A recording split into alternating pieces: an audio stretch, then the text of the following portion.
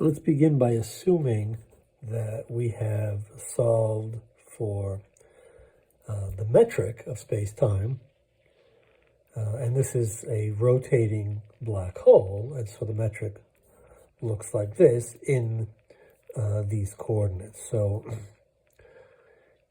if we put g equal to 1, then we just have the mass, the radial coordinate. We have, let's see here, we end up with an r squared plus a squared cosine squared of theta, the poloidal angle, times dt squared minus 4 m times the spin a, the radial coordinate, sine squared theta, divided by r squared plus a squared cosine squared theta. This has a diagonal term, dt d phi, the azimuthal coordinate, angular coordinate phi, plus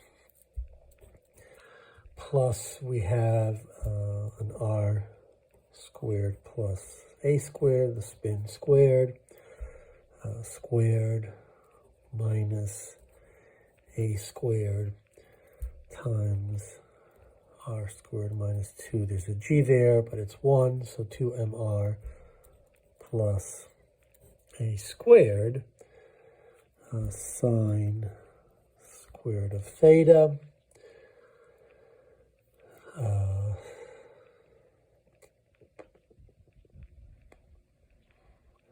This gets divided by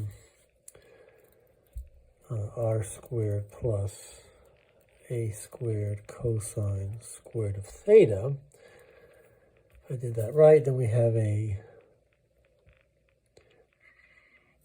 sine squared theta here, d phi squared plus r squared plus a squared cosine squared of theta over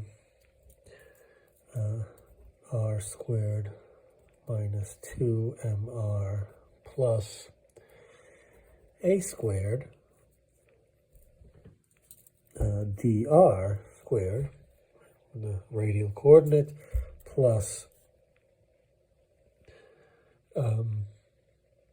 let's see, we have this kind of a term, squared, r squared plus a squared cosine squared theta squared, d theta squared.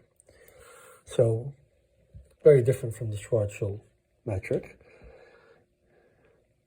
And so that is, right, so we have the metric terms, right, we have g00 here, we have a gt phi term here, we have a g phi phi, grr, and g theta theta. And so we can make sense of our equations. We can write out our equations for the magnetic field. So in the accretion disk, we have Maxwell's equation. So we have the covariant derivative of the Faraday tensor, grad BFAB equals mu. We could throw it into the 4-vector, but that's the magnetic permeability times the 4 current, JA. We have Ohm's law, and so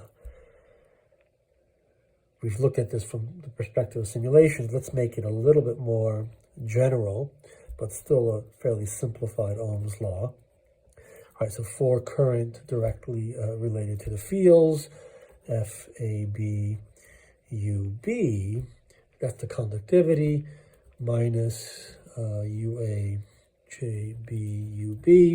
We won't focus too much on where this comes from, but it's a fairly simple version of Ohm's law. Right, the current is related to the fields.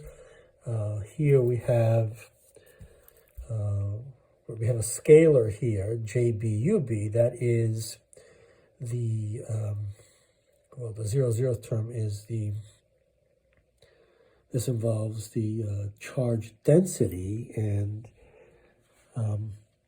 we basically say the charge density in the plasma frame, in the fluid, in the frame that's moving with the plasma is 0. The charge density is essentially 0. So this thing disappears. And we end up with just this equation